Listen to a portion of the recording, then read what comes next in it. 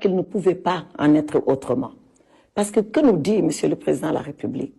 Il part d'abord d'un constat de ce qui se passe entre deux institutions majeures de notre pays, à savoir l'Assemblée nationale et le Conseil constitutionnel, qui depuis quelques jours, c'est public, sont en train de se porter des arguments, l'une, l'Assemblée nationale, contre l'autre, le Conseil constitutionnel.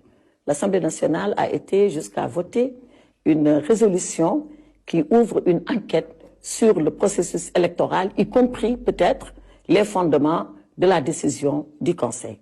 Le Conseil constitutionnel a réagi par un communiqué en date du 29 janvier d'ailleurs, pour dire que lui n'entendait pas se soumettre aux conditions fixées par l'Assemblée nationale pour mener cette enquête parlementaire. Or, Monsieur le Président de la République a la responsabilité, tout en respectant la séparation des pouvoirs d'ailleurs. Et en cela, il ne peut rien dire, ni à l'Assemblée, qui est une institution, ni au Conseil constitutionnel, qui en est une autre, l'une incarnant le pouvoir législatif, l'autre incarnant le pouvoir judiciaire. Il ne peut en aucune façon pouvoir interférer dans ce débat, dicter à l'une ou à l'autre la conduite à tenir. Or, sa responsabilité constitutionnelle, c'est en respectant la séparation des pouvoirs et tout en respectant la séparation des pouvoirs, c'est d'assurer et de faire garantir le fonctionnement régulier des pouvoirs publics. Donc, Monsieur le Président de la République part de cela et je pense que dans son adresse à la nation, cela transparaît très clairement.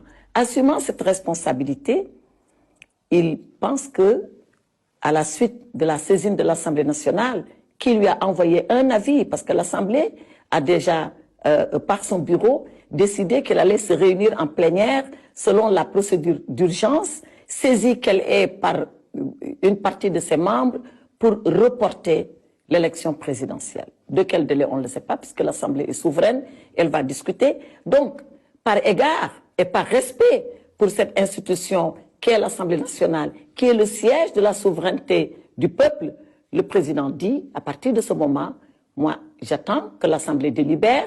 Dans quel sens, on ne le sait pas encore, puisqu'elle est souveraine, mais en attendant qu'elle délibère, il est clair, il est sûr que nous ne pouvons plus engager la compétition électorale, puisque l'Assemblée est en train de remettre en cause la date. Voilà ce qui ressort de cette adresse solennelle à la nation que le président de la République a faite aux Sénégalais. S'il y avait des élections, il est sûr que le président devait rester jusqu'au 2 avril.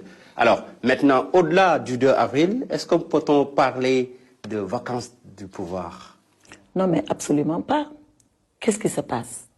Le président de la République, actuellement, a un mandat qui va jusqu'au 2 avril.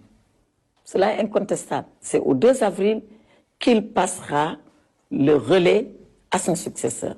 Si on était dans la date initiale du 25 février 2024, si l'Assemblée nationale décidait aujourd'hui d'une nouvelle date, parce que la date de l'élection présidentielle, il faut le savoir, elle est fixée par la Constitution. Ce n'est pas le président de la République qui fixe la date, c'est l'Assemblée nationale et encore par voie constitutionnelle, c'est-à-dire la majorité de l'Assemblée nationale aux 3/5 de l'Assemblée. Donc, c'est cette loi constitutionnelle, qui est quand même une loi forte, puisqu'elle est une loi constitutionnelle, qui va fixer une nouvelle date, et cette nouvelle date-là, donc, fait encore courir le mandat de Monsieur le Président de la République jusqu'au moment où il va passer le relais à celui qui sera élu à l'issue de la nouvelle date qui sera fixée par l'Assemblée nationale.